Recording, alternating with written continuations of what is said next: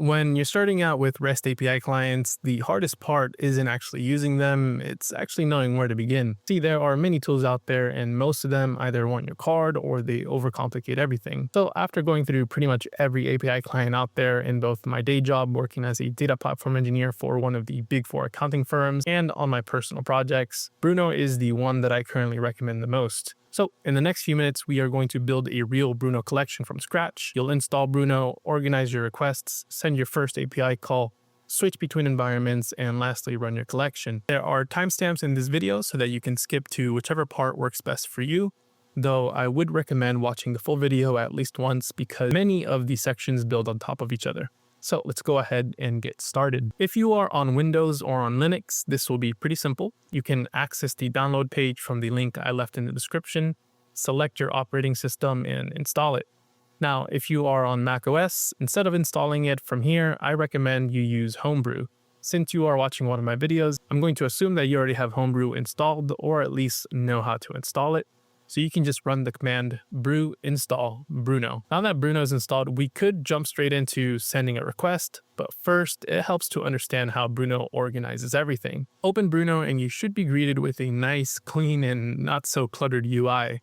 There's some important things we need to do before we dive any further here. The first thing is switching from safe mode to developer mode. As long as you trust the collection you're running, you will almost always want to be in developer mode, unless you have a very specific reason for being more cautious. Just note that keeping it in safe mode, it will limit the scripts that you can run. For example, if your script requires Node.js, you probably won't be able to run it outside of dev mode. By default, Bruno gives you your own starter workspace that cannot be closed or deleted. Workspaces in Bruno are your top-level container. A common mistake is to make too many workspaces for the same client or application. I generally create one workspace per major project, team, or client, then keep related collections inside of it. See, Workspaces will help you a ton with organizations and future Git integrations. For now, we will create one called Tutorial Workspace. So a workspace gives us the top-level container, but we still need somewhere to store the actual API requests. And that's where collections come in. Collections in Bruno are essentially just groups of API requests. I only make collections for every service I have. For example, if I have some Power BI integration, I will create a BizQuery collection and put all related API requests under separate folders within that collection.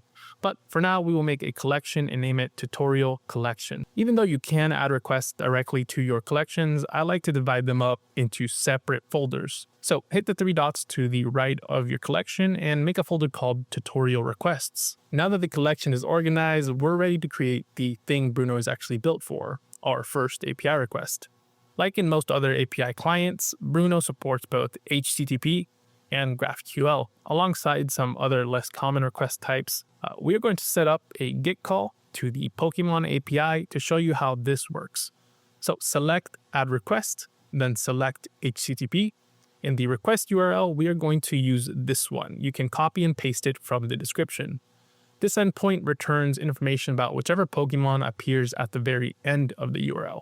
For example, ending the URL with ditto should return a JSON response with all of this information. Once you have everything ready, hit the send button and you should receive a 200 response with all of Pikachu's stats. Now, while we're here, you can also update request names, so I will set this one to Get Pikachu. For most day-to-day API work, creating and sending requests like this is what you'll do most often. But hard coding every value into the URL becomes a problem as soon as you start switching between development, staging, and production. And that's where environments come in. Instead of creating 3 separate versions of the same collection for your different environments, you can instead create an environment by clicking No Environment in the top right. We'll type in the name for this environment as US Production, and here we can add our environment variables and use them in the actual URL or in the authentication header.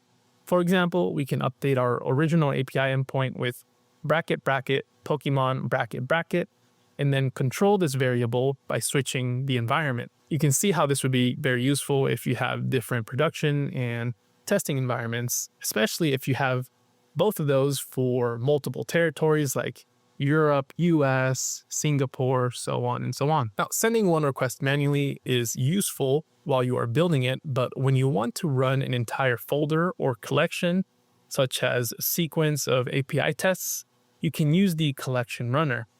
Select the requests, choose your environment, and run them together to see which passed or failed. And that is the core Bruno workflow. You now know how to organize a workspace, create collections and folders, send API requests, reuse values with environments, and run multiple requests through the collection runner. If you want a more in-depth tutorial, we can do that in the next video. Just let me know in the comments. Thank you so much for watching, and I'll see you in the next one.